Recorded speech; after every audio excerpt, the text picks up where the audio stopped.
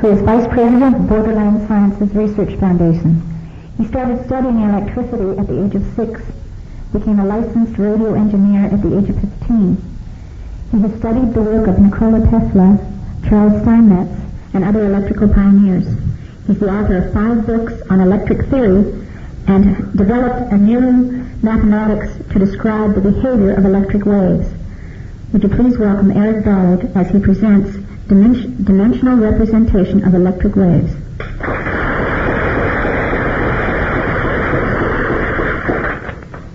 There exists a question as to what electricity is and why it is of importance to understand this phenomenon. Electricity in general can be regarded as the interrelationship between the ethereal and the physical aspects of the universe. Thus, the importance of the study of electricity is the promotion of a better understanding of the non-physical aspects of the universe, these aspects being ignored by the modernism of today, particularly the modern physics. It was shown by Dr. Tesla that proper geometric configuring of the complementary inductions, dielectricity and magnetism, that the conventional laws of electricity start to lose their meaning. Thus, if the science of electricity is to play an important role in the study of the non-physical or the ethereal form, the works of Tesla will provide important information for this study. The information provided by the so-called Tesla experts of today provides little of the necessary material required, since these experts are laboring under the very delusive theories which Tesla stated were inimical to the proper understanding of his discoveries.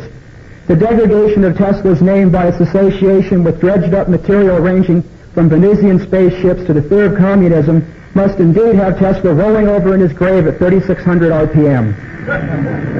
In order to facilitate the cleanup of this mess, I will present a demonstration not seen by the public since it was given by Tesla himself almost 100 years ago. After this, a concrete wave theory will be given based on real-world concepts. So to start with here, we have a power supply which produces dielectric induction, or what would be called electrostatic induction by many. It's an old medical Tesla coil from around the turn of the century. Was used for many things, diathermy, dearsenal coils, and cauterization, and who knows what they cooked up with this thing. In all probability, this apparatus has cured quite a few cases of cancer and whatever through Lukovsky methods. We found this in the attic to Borderland when Tom and I took over, and it's provided to be like a gold mine find for this kind of work. The basic diagram is up on the board here of what I'm going to demonstrate. The transparency shows the basic hookup of the transmitter. We have the source of induction which charges the primary capacitor, and then we have 2 type 1B22 hydrogen spark gaps that were used in the old Western electric radars just after World War II. These provide what's called negative resistance, which accelerates the rate of discharge of the capacitor into a coil and tends to maintain the oscillations for a more extended period of time. Then we have the primary magnetizing coil, which excites the oscillating coil. Now, the output of this device is the terminal that's normally considered the ground, and the high voltage part, which is more rightly called the termination, is what you would call the virtual ground or grounding in the extra-dimensional or counter space, which we'll get into a little later. In its physical form, we tilt this up here so people can see it. You can see the capacitor hanging out down here. It's just served faithfully since 1928 to 1975 for RCA and still going strong, made by Faradon Incorporated. We have the oscillating coil here with distributed constants of magnetic and dielectric induction, and the magnetizing coil going around the outside. You'll notice a kind of peculiar arrangement of leads here. All these wires are hooked in parallel to minimize the inductance, so most of the magnetism stays in the area where we want it and doesn't end up getting caught up inside the space between the wires here. These so-called conducting materials are all Teflon insulated coax. Because of the skin effect, you don't need any metal on the inside. You're dealing strictly with circumference and no longer with mass of conductors with these type of frequencies. And the advantage of using the Teflon is twofold. It doesn't get destroyed by corona or flashovers, and they have to silver the conductor material before they can put the Teflon on, so it makes it a most perfect reflector for electromagnetic energy. Okay, we're going to start off here by energizing the power supply and going along with this diagram up here on the chalkboard, which is a very conventional electric circuit. And I have a plug here, which will allow me to disconnect this electrical circuit. So we'll warm up the machine here.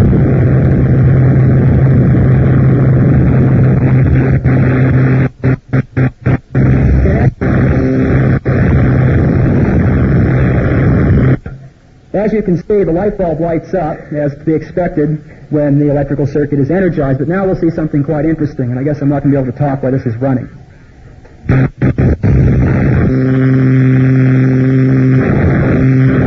You notice when the plug is pulled, the light bulb still lights up. Now this is a little different than what we were taught in school. Of course, many things are different than what we were taught in school. So what we'll do here is we'll exaggerate this effect by hooking it to this fluorescent lamp, which just ends in free space, but the molecules of the gas embody what's called counter space, a most appropriate conductor for these type of energies.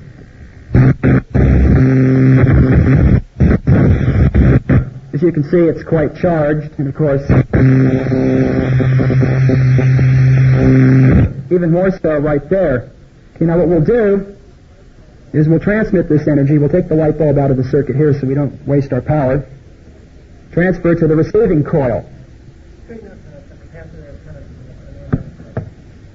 And then we'll draw energy off of the receiving coil.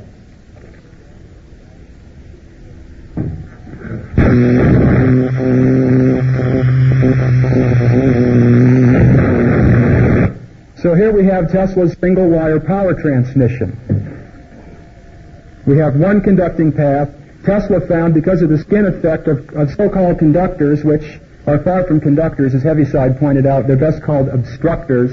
As Wilhelm Reich points out, that they're best called reflectors. And, of course, the back of any microwave dish indicates that. So what we have to use as a medium for transmitting these longitudinal waves is a gas, which acts as a series of capacitors and has a very difficult time generating a magnetic field with which to oppose the flow of electric energy. And we can come up with some other things here. Now what we can do to demonstrate this is, of course, now if you do this normally, the light bulb will go out, and if it's a constant current system, usually it makes a very big spark. Quickly to stay across.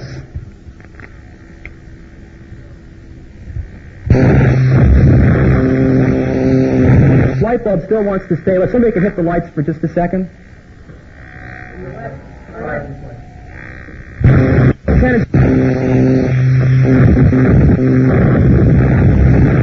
Even though it has a wire right across it. Now what's interesting, I don't want to take the time to do it here, but I did this before in the laboratory before I brought this stuff here, is you can start wrapping the lamp with copper wire to make sure that there's no flux leakage to account for the fact the gas is lighting up. But the tube will still light up. What Tesla found is you can enclose this in a complete copper sleeve and put a little slot in it, and it still lights up inside. He's able to take hollow metal balls, or basically glass with metal deposited on the outside, and the light inside would be so bright that you could perceive it right through the metal coating on the glass. Tesla indicates this in his lectures where he was doing the very same thing here. Now, of course, his apparatus were a little more sophisticated. As you see, these things are made out of old yardsticks and barrel hoops and things, we found at the junkyard. So this is basically all that's happening here with this then. It's a pretty clear demonstration that you don't need two wires to transmit electricity. And if you scale these things up, then the Earth itself becomes the single conductor. And no real conducting or inducting medium is required anymore. The Earth itself will do that, and that's what Tesla was attempting at Colorado Springs. With vacuum tube excitation on these units, so you can get, something with some RMS oomph to it, you actually can pump several amperes of current into the ground, but it doesn't draw any energy from the power supply. It still remains totally resonant. The only energy consumed is that to overcome the losses of the vacuum tubes and other things. There's one more thing I wanted to demonstrate here. To connect back up the other way. This will be good enough. Put this light bulb back in the circuit. Okay, now this is a 110 volt light bulb. I won't bother to pass it around to prove it. It could be no more than 220. But at any rate, find a better clip here.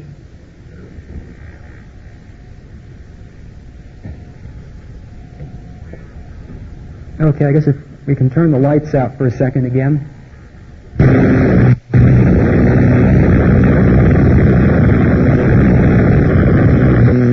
I think it might be kind of hard for people to see, but there's a spark I get across the light bulb of 1,000 volts. But it's only a 110 volt light bulb.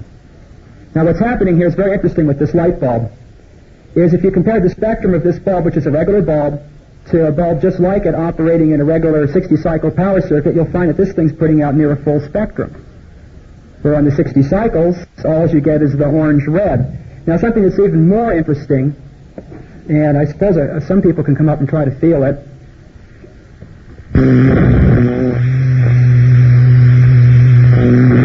There's a pressure being thrown out of this bulb, and you can feel a mechanical pressure pushing your fingers out. Of course, regular light bulb circuits don't do that, but this is a regular light bulb. So it's interesting that just a conventional apparatus, when run on a new type of electricity, will produce new types of phenomenon. Okay, what I'm going to try to get into now, without confusing the hell out of everybody, is how all this works. So we'll start off, let's see here, the best way to begin.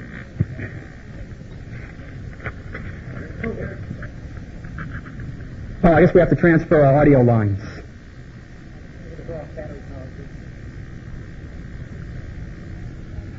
Am I still okay? Yeah, that's the problem with this kind of work, is just you can't use conventional instruments, you can't use videotape recorders to record these things when they're operating at their full power level. It's kind of like electrons just don't want to work around this stuff, which kind of makes you wonder why they tell you electrons carry electricity, because they don't work when you use real electricity.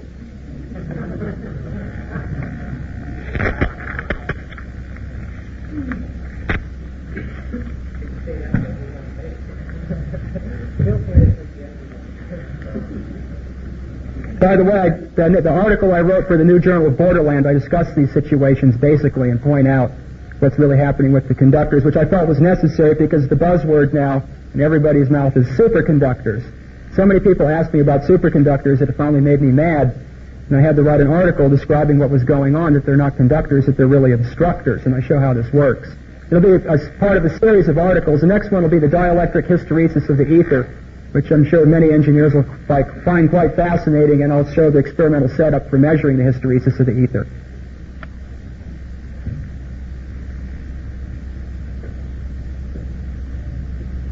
Ready? Okay. Let's go to the next slide.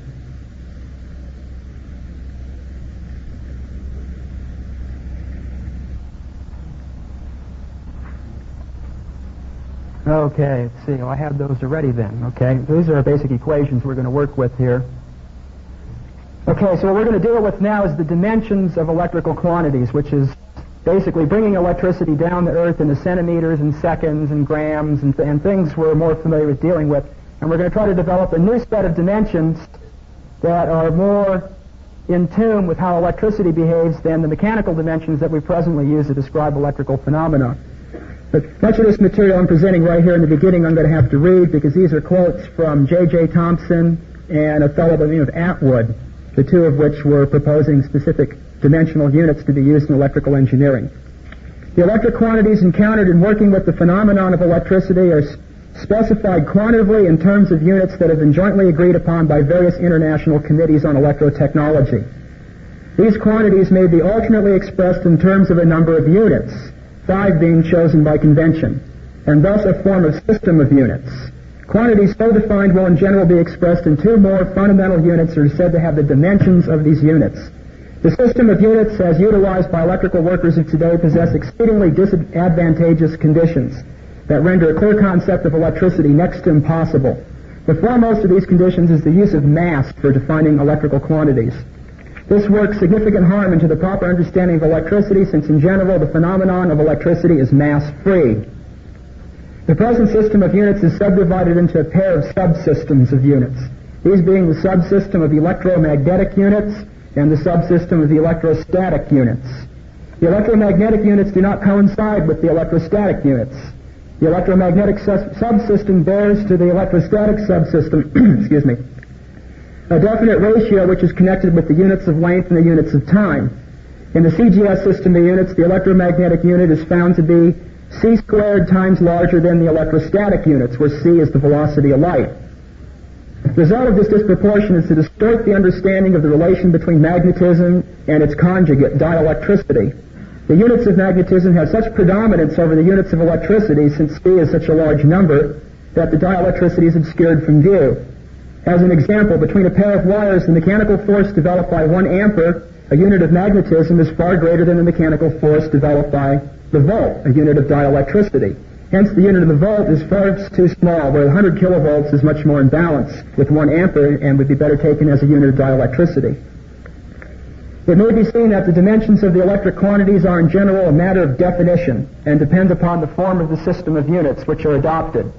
The adoption of a specific system of units in the establishment of results in the establishment of a perspective limited by the system chosen. That is, what appears to be true in one system may have no meaning in another system. For example, a quantity of water may be fixed by the number of hydrogen atoms it contains, by its mass, or by its volume at a specific temperature. All these measures would be of different dimensions.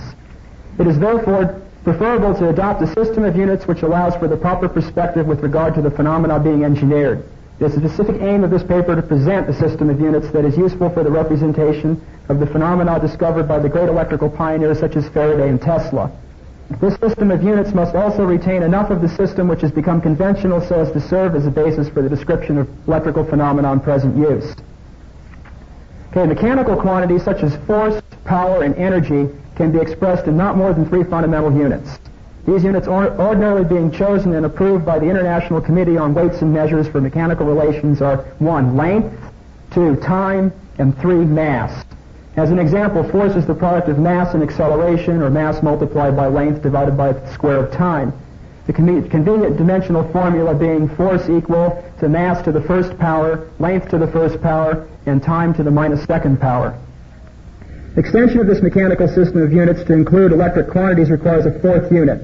For this, the ICWM has chosen mu sub O, the magnetic permeability of free space. But any other electric quantity, for instance, the volt, ampere, ohm, etc., may be chosen. The choice for one particular unit determines the size of all the other units. For the development of another system of units, it's more satisfactory to adopt the unit of dielectric induction, psi, as the 4th dimensional unit. The dimensional formula for electric quantities then takes on the form where any quantity equals mass to the A power, length to the B power, time to the C power, and psi to the D power, with A, B, C, and D each assuming an integral value of plus or minus quantity. By the basic physical entities entering into the particular quantity, by the use of dielectric induction rather than the magnetic permeability for the new system of units, a ratio appears between the new system and the standard system. This ratio is connected with the units of length. The new system is found to be length times the existing units, and of course in CGS this would be centimeters. To complete this new system of units, it is desirable to eliminate the dimensional unit of mass. This is best accomplished by replacing it with the unit of magnetic induction, and for reference, defining the magnetic induction as a quantity that equals mass to the first power, length to the second power, time to the minus 1 power, and charge to the minus 1 power. Hence, this new system of units embodies the 4th fundamental dimensional units of electricity: time, space, magnetism, and dielectricity. Each of these is fundamental, and thus the concept of any 3-dimensional or 4-dimensional space or etc. is entirely erroneous, since there exists but one dimension of space. Now here is one of the biggest flaws in our present understanding of electricity. We take the corner of a cube to be representative of volume of space, and say therefore we have a space of 3 dimensions. We only have 1 dimension of space, that's space. And if we want to deal with volume of space, the way we have to deal with is the sphere, not side of a cube. Now this is what's worked into the understanding of electricity. Our picture of electricity is the corner of a cube. And basically, apparatus we build, such as computers and all these things, are based on these kind of relationships. And this right-angle crossing type of phenomena has even pervaded modern architecture until now all the buildings look like folded-up pieces of graph paper. And if you don't see an XY coordinate system on any TV commercial, there must be something wrong with it. So obviously there's an archetypal or fundamental flaw in our method of thinking and representation of geometry that has completely precluded any possibility of understanding the other aspects of electricity. The dimensional unit of space and time may be represented in different forms, however, such as plus time being direct time, minus time being reverse time. Or in other words, we multiply time by positive 1 if we want to indicate it going forwards, and we multiply time by minus 1 if we want to indicate it going backwards, but we only have 1 dimension of time. Then we have a peculiar phenomenon known as frequency, which is the square root of the quantity 1 over time squared. Now, as soon as you square root a square quantity, that indicates immediately that it's a complex quantity consisting of real and imaginary parts. This is something that's little understood. The most general frequency is not given in radians per second or cycles per second. The most general frequency is given in meter radians per second or decibel cycles per second. This is something that's not generally understood, but these are the waves produced by Tesla's apparatus. They not only have circular function or angular velocities, we have hyperbolic functions or exponential velocities. Now for space, space is a little different. Space works where direct space is a quantity raised to the +1 power, but there's another type of space, counter space. That's space raised to the -1 power. So if we want to measure direct space, we measure it in centimeters. If we want to measure counter space, we measure it in per centimeters. Since by definition, the phenomenon of electricity is the complex product of magnetism phi and dielectricity psi, which is indicated by equation 1 here, a system of dimensional units in general need but consist of 3 fundamental dimensional units, as was the case with mechanical units. So we have the unit lowercase psi, or phi, which is the unit of electric induction, and according to the quantum mechanical model of reality, it's called Planck's constant, or any multiple thereof. But this doesn't necessarily have to be the case.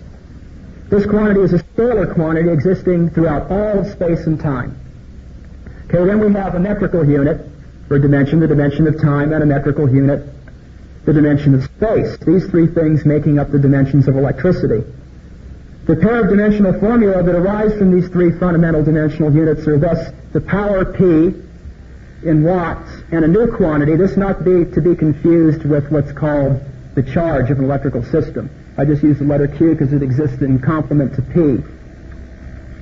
So the power P in watts is the square of the rate of the production or consumption of the units of electric induction. The density of electric induction, of course, is the per centimeter squared value of that. Obviously, representation of the, well, let's see here now. Where am I? Okay, got that. These are signified, the dot here signifies that this is a complex quantity in time consisting of real and imaginary parts.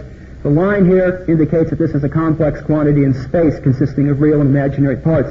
This indicated by the fact that you have a square. Okay, now conventionally, power is given by this. C squared being the velocity of light squared. And of course, we have our names for the stuff over here. This would be joules per second. But now we end up with a little bit of paradox if we try to define the density of electric induction in conventional units, which is grams per second, which makes absolutely no sense. How can a density be defined in grams per second? First of all, the electricity doesn't weigh anything. You can find out by taking 2 magnets and trying to put them together. You feel a piece of jelly in between the magnets, but it doesn't drop to the floor when you take the magnets away. And C squared ends up having a rather peculiar relationship, which is the ratio of energy to mass, or joules per gram, which is a real funny way to say the velocity of light squared, but somehow that's what we got wrapped up into. Okay, since the total electric induction is the product of the complementary components of induction, the magnetic and dielectric, we can take the time rate of lines consumed or produced per second, which we call electromotive force, or volts, and we can take complementary for the dielectric field lines per second, which produces displacement current, or amperes. Now this is a true electrical current that doesn't involve the flow of any electrons. This is the current that flows through insulators and will flow through free space without any particular molecular structure to carry it. Okay, if we combine these 2 things together, then we get what's called the law of electric induction, which of course leads us right back to the power P in watts. So the power then comes from the law of electric induction.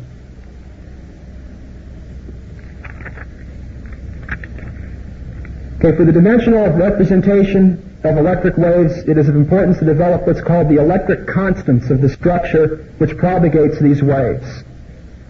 It is the nature of these constants, they are independent of the quantity of electricity involved in general, in a linear condition, and express only the geometric conditions involved.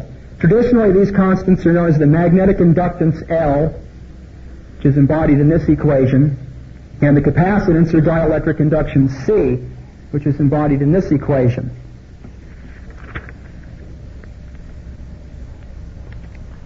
The factor I is called the magnetic potential, again measured in amperes, and the factor E is called the dielectric potential, which is measured in volts. But even though the same units are used conventionally, we find we have 2 species of volts and 2 species of amperes, somewhat less than a desirable condition. Let's go to the next sheet and see if that turns out to be the right one. Okay, good. We get to continue here. Okay. Let's see. The coefficients L and C are thus the proportionality factors of the magnetic and dielectric components of the electrical field. So hence, the magnetic inductance is given as the ratio of the amount of magnetism and the amount of magnetic potential behind it. This inductance is functionally equivalent to the area enclosed by the electric geometry. So in other words, the inductance then is functionally equivalent to square centimeters, which can be very easily seen in these coils here because the inductance component of it definitely encloses square centimeters. There's no complication in seeing that. Even though conventionally it's given in centimeters, but that doesn't tie in with physical reality. The specific geometry of the electric conductor material introduces the dimensionless proportionality factor gamma. This factor is a measure of the degree of bounding by the conductors. Thus, the inductance is more appropriately expressed then as centimeters squared divided by a dimensionless quantity reflecting the geometry of the material. And then we have to throw all this garbage on it to make it equal to Henry. And we'll get into how that works a little later. Likewise, the capacitance is the ratio of the total quantity of dielectric induction to the potential required to maintain this induction. This capacitance C is functionally equivalent to the inverse of the square of the velocity of light in the space L squared containing the magnetic inductance. So then capacitance then is seconds squared per centimeters squared. The same geometric factor gamma as for the magnetic inductance applies to the capacitance, but in inverse form. And again, we have to add the same pile of stuff out here to make it equal to Farad, or the accepted unit. It is found in studying these things that the electric conductor does not conduct, but serves as a converter between dielectricity and magnetism, this taking place through the dimension of time. And this is indicated by the equation here, T squared equals the product of the inductance times the capacitance. The factor 4 pi is a survival of the original definition of the magnetic mass. The magnetic flux of unit mass became 4 pi lines of force and introduced the factor 4 pi into most electric quantities. Attempts to drop this factor have failed as the units are too well established. So that's why we just put them all off to the side here, so that people that want to stay within the bounds of conventional representation will be able to do that for reference purposes. The factor 10 to the minus 9 defines the CGS units, and the factor rho is given by the ratio of mass to charge squared. But being that the L and C are geometric units, the ratio is superfluous because it doesn't matter how much mass or how much charge there is, because it's a purely geometrical form. So what we'll do is we'll make this equal unit value and forget about it again off to the side, because this is the meat of the matter here. Just like with the magnetic inductance, this is what we're dealing with here. The electric circuit constants L and C are only the partial representations of the electric induction, since they're connected with transverse waves only. It is therefore desirable to extend these constants so as to represent the more general electric wave. Okay, I think the next drawing will help us out here.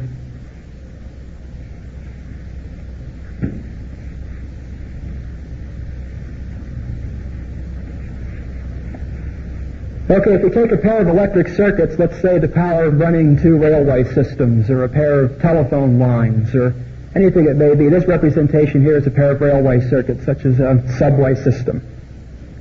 Mechanical forces appear which tend to cause attractions and repulsions between the wires of these transmission lines.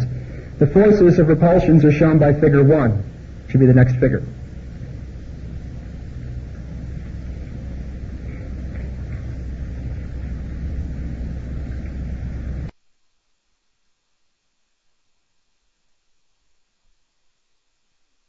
Formed by the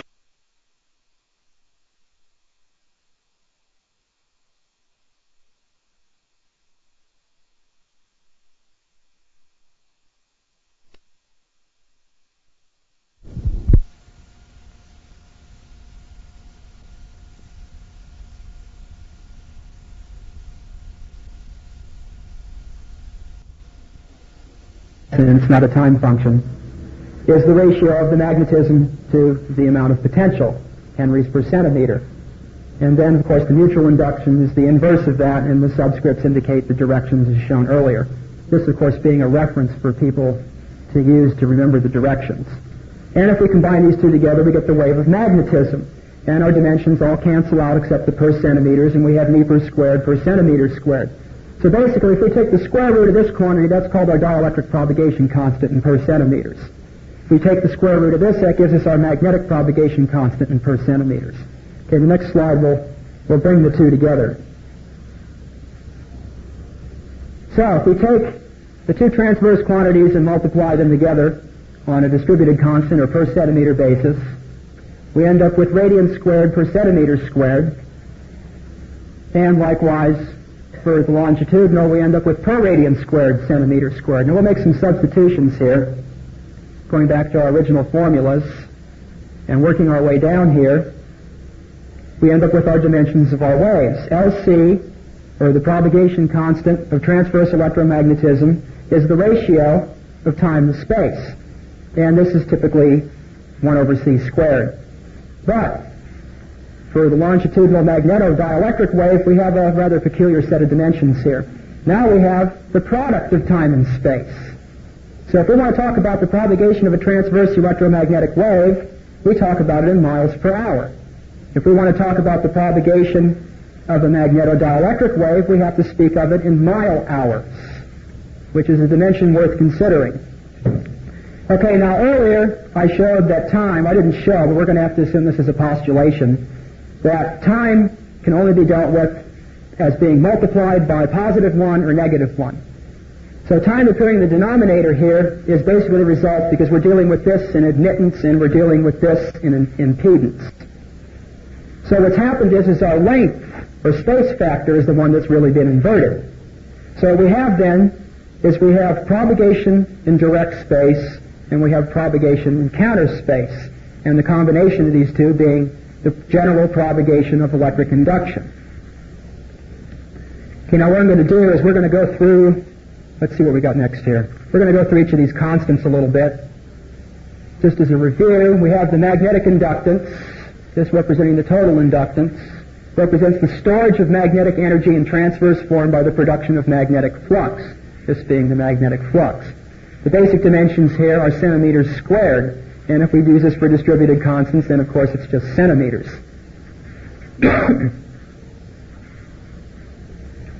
Okay, then we have the magnetic inductance, or what we would call 1 over the mutual inductance for those that are typically used to dealing with this quantity as mutual inductance in henries.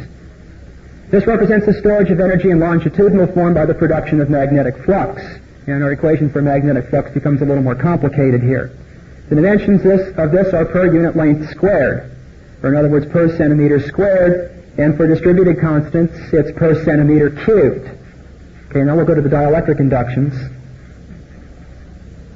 Okay, we have dielectric capacity, represents the storage of dielectric energy in transverse form by the production of dielectric flux.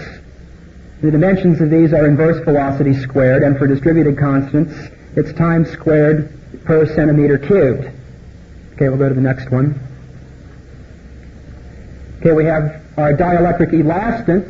This represents the storage of dielectric energy in longitudinal form by the production of dielectric flux, and the dimensions of this are c squared directly and not inverse.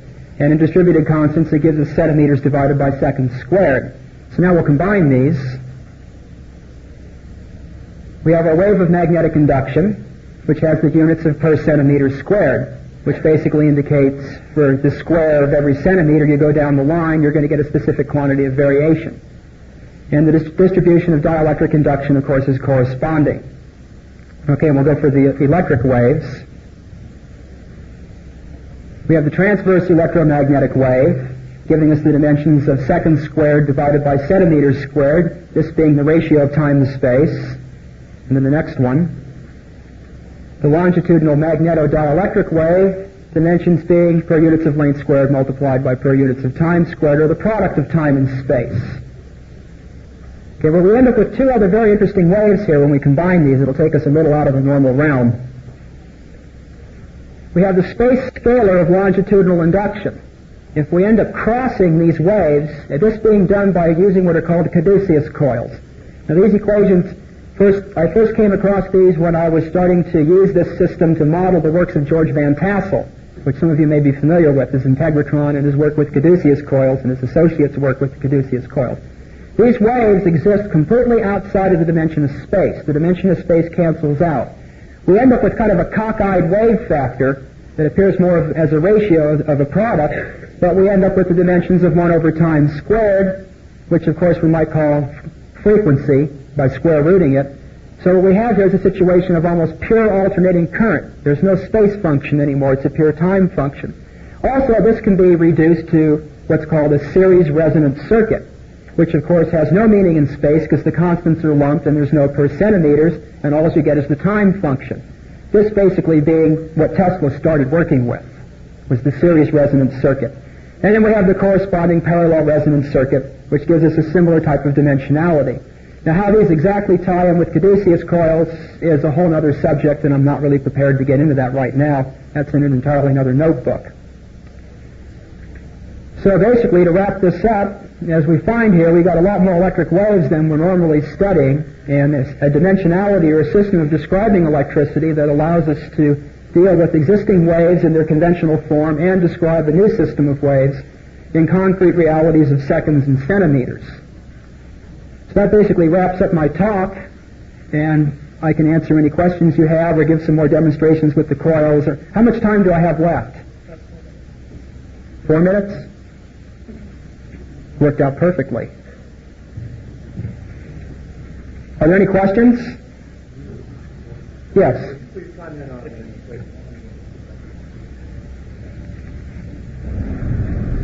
Please comment. All or none. I'll ask the question at this time. Would you please comment on the experimental results involving spirals and the Kreisweiler noted by Wilhelm Reich in his publication Cosmic Superimposition? What significance do we have here? Okay, could you just, there's a word I didn't hear. Well, they're called Kreisweiler, or spinning waves. Oh, spinning waves, okay. Well, the spinning waves, that's a different type of situation. That doesn't really tie in directly with this, but as far as the effects of cosmic superimposition, when we brought two fields of dielectric induction pulsating very rapidly in time into each other, okay, I wish I actually had slides of my apparatus that I use to do this. We take the two coils, okay, and we have them out of phase with each other. It's a very large push-pull Tesla coil driven by vacuum tube amplifier oscillator system. We take our fluorescent lamp, we wave it between the coils. Now, according to the Faraday theories of lines of force, this thing produces a solenoidal dielectric flux. I'll draw this on the chalkboard here.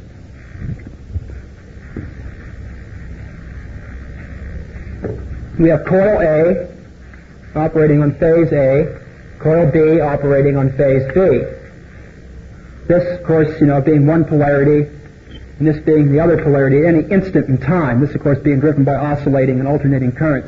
One would expect a solenoidal field of dielectric induction to exist around these things, and in space conjunction with the magnetic field, that would also have the same kind of shape.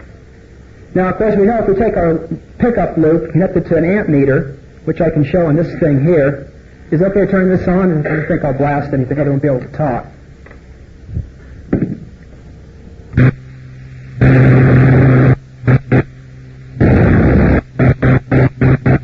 See, the meter reads. You can measure magnetism around these things, even though it's not totally easy to do without burning things up sometimes. You find the meter reads the highest in here, along this plane here. But if you take your usual dielectric measuring instrument, which is the fluorescent lamp or the neon bulb, fluorescent lamp being the most interesting, and wave it around, there will be a neutral sheet that appears between these two transformers. Now, when you place a large globe of a primordial medium, ether and plasma, in that space, you find that you get everything that Reich talks about in cosmic superimposition. You get the production of energy, you get the coalescing of these geometric spirals. All of this stuff is specifically built on the golden ratio. So this basically serves as a direct analog, if not in reality, a cosmic superimposition machine. That's why I call this device that I built, which uses Tesla coils as a component, the cosmic induction generator. Does that answer your question, basically? Okay. Any more questions? Are you familiar with the mathematics of dual tensor densities? No, I'm not. Well, you just got through giving me a course in it. I would appreciate it if you would let me have your work. I'd like to convert it into this. Okay, my papers are for sale with Clark Kent out there. Oh, okay. That's basically how Actually, one thing I would like to point out is the fact that this is all made possible by members of the USPA. That's how this stuff gets built. It was only recently that anyone has provided any no-strings-attached money to cover our expenses. Exactly. But I owe most of this to members of the USPA. Of course, the USPA itself is not prepared to give donations, but the members themselves, or you people, are what makes this happen.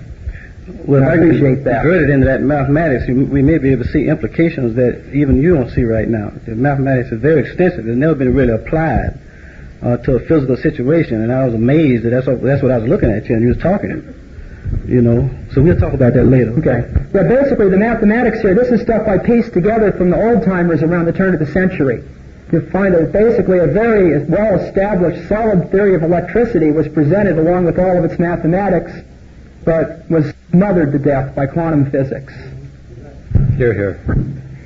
I want to compliment you on developing a system of dimensional analysis. That's something that also gets smothered quite often in freshman physics classes. They spend about a half page on dimensional analysis in most 600-page books. And as a result, a lot of things fall through the cracks, and I'm glad you've dug them out. It's really been great to hear what you've done. What I'd like to ask you about, and something that I didn't understand because you went over it pretty quickly, there was a dimension of kilograms per second that was given for some electrical phenomenon or unit or something. I didn't quite get what that was. Okay, that was the density of electric induction. Density Right. of electric induction. Electric induction being defined as the product of total magnetic induction, phi, and the total dielectric induction, psi. Which in conventional physics has the dimensions of energy, time, or joule seconds. Yeah. But if you divide everything out, It comes out kilograms per and second. take it per square centimeter, or let's say photons per square centimeter to keep in tune with the physics model of it. The dimensions of photons per square centimeter is grams or kilograms or pounds or whatever per second or minute, or in other words, the ratio of mass to the time or the rate of production or consumption of mass. Okay, now my understanding was that if you took or multiplied or took the product of phi and psi, that gave you the dimensions of Planck's constant, which is, Okay, E being energy in this case. well, just what I meant is you take phi and psi, multiply them together, Right. and it comes out being units, dimensional analysis units, kilograms, meters squared over seconds. Right. But now if you take that per square centimeter, Yeah. that gives you kilograms per second. Okay, I'll have to talk to you about that later. The other thing was how, when you were talking about propagation velocity of dielectric waves, I didn't think I understood or heard you say how fast that might be in meters per second units. Like if you had an air capacitor, say centimeter apart, meter area of plates separated by a centimeter, how fast could I expect a dielectric wave when you're, the starting transit, or just as you're charging up that That's a good question. I'm still working on that.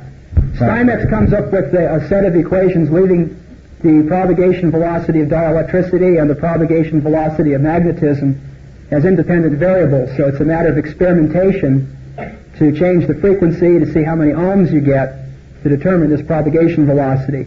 He uses the words the hysteresis of the ether to describe this velocity effect and shows how that it produces resistances or conductances in the fields themselves in pure vacuum if they're oscillating. But you haven't actually calculated the velocity in meters per second. No, that's a Okay. project I've been working Right. on for a while, but it's very difficult. Okay, the reason why I brought that up, the meters, the kilograms per second and the velocity, you multiply those two together, you get force.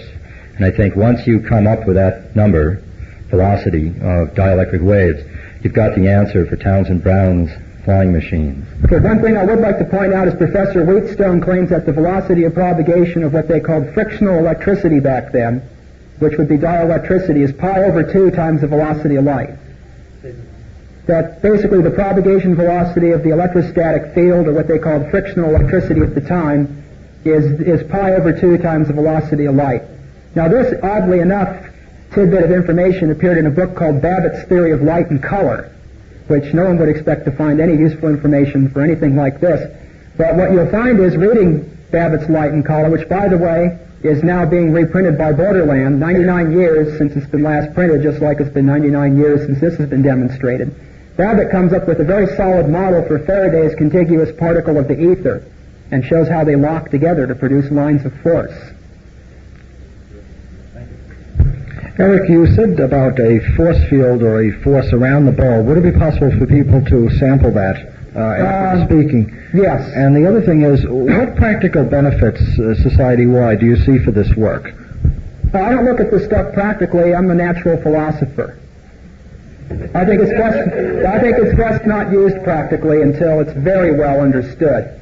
So you feel it's too immature as a science? Now, there is one practical thing, and it's our next experiment scheduled for our next set of projects, and this is relatively safe to use. That may be found, and these are the coils that I'll probably work with unless somebody wants to buy them. They are for sale for a big number. That if we take, let's say I take our transmitting coil here and we'll hook this to a radio transmitter, and we'll ground it to the earth. Let's say we'll do this in Los Angeles. And we'll take this coil here and we'll move it to San Francisco, hook it to a shortwave receiver. Okay, now these coils are resident at 2.2 kilocycles per second, or no, megacycles per second, or 2,200 kilocycles per second. Now we may find, and I wouldn't be a bit surprised, that we would see that our field strength meter, our receiver would bounce right up there, just like it was hooked to a big transmitting tower. But one very interesting thing with these things, being that we're not whacking on the dielectric hysteresis of the ether anymore, trying to shove the energy from the transmitter to the receiver through a system of complete loss, that we're not going to have to put any power into the coils. All you got to do is just keep them swinging like an LC circuit. I've already demonstrated this to my satisfaction, and we have a videotape that kind of picks it up, but it's very hard to use video cameras around this stuff when it's broadcasting pretty heavy. If 5 or 6 amperes on a thermoamp meter on the ground connection, okay, and the way this was at the Van Tassel Integratron. The ground there is a very effective insulator, so-called insulator, because we have a quartz. So the 5 amperes, we were cranking back up the power company neutral wire and radiating, I'm sure, all too well off all the power lines. But when the power was measured being consumed by the power supply to run the vacuum tubes, it's found that the power consumed, or the energy consumed, was only connected with that lost in the plates of the vacuum tubes. That it took no energy to maintain the 5 amperes, but of course that's understandable because amperes is not in the dimensions of energy. But I would bet that if we didn't do the experiment, that any shortwave radio on the planet would have picked that signal up just like it was hooked to a Sturba array or a rhombic the size of a football field. So this is one of our next experiments, and I encourage other people to try also. We'll be publishing the dimensions of these apparatus here in Borderland before long. Now, it's one thing I'd like to warn immediately, is you don't want these things to land on certain frequencies if you're doing experiments with this. Stay off the marine frequencies, stay off the frequencies that the military needs for communications. There are frequencies available for this type of research. I would recommend if you're going to try this type of wireless power transmission for radio purposes, don't use it to try to transmit power except for a one-shot deal, because chances are it's going to be very unhealthy for the environment unless it's tuned right. These things have to be studied yet, exactly what goes on. And we're finding, moving patterns appearing around the transformers. It's quite possible that these machines can be used to heal the damage we did to the planet. That's what we should be looking to do with. We don't need to be cranking more horsepower hours into some pump somewhere to yank water out of the ground and leave the salts laying on the ground to make deserts. We've done enough of that. Let's not help the third world do it for us. I have just one question. How do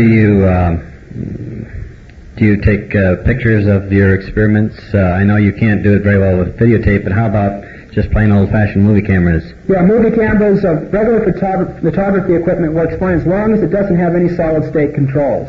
Basically, if you try to use a Polaroid camera around this thing, it just spits all the film out. In other words, any solid thing like transistors, diodes,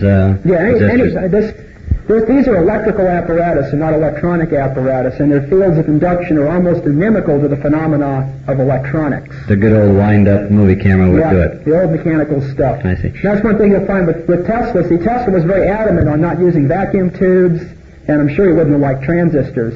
He always said you got to use rotating spark gaps and that type of stuff, and there's very specific reason for that, because usually the losses are much higher with vacuum tubes and other things, and the waves themselves can tend to interfere with it. Even though I've had fairly good luck with vacuum tubes, when you want to deal with, there's a class of research called commutative transients.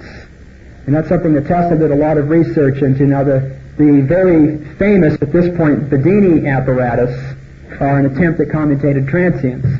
Now, no one's been able to make any real determinations from that because most of the information is not presented clearly or kept secret from fear of forces that I feel don't even exist. But nevertheless, that is a very important area of research. I would not recommend using batteries. Capacitors or solar cells would be a lot better. The batteries, all that's happening in the batteries is you're not getting free energy. As you've convinced the battery to work as a primary cell as well as a secondary cell, so you consume the battery and get so-called free energy. But there's a basic phrase I use, is nothing's free in the free world. Thank you, Eric Dollard. That's all the time we have left. Please stick around for the next speaker.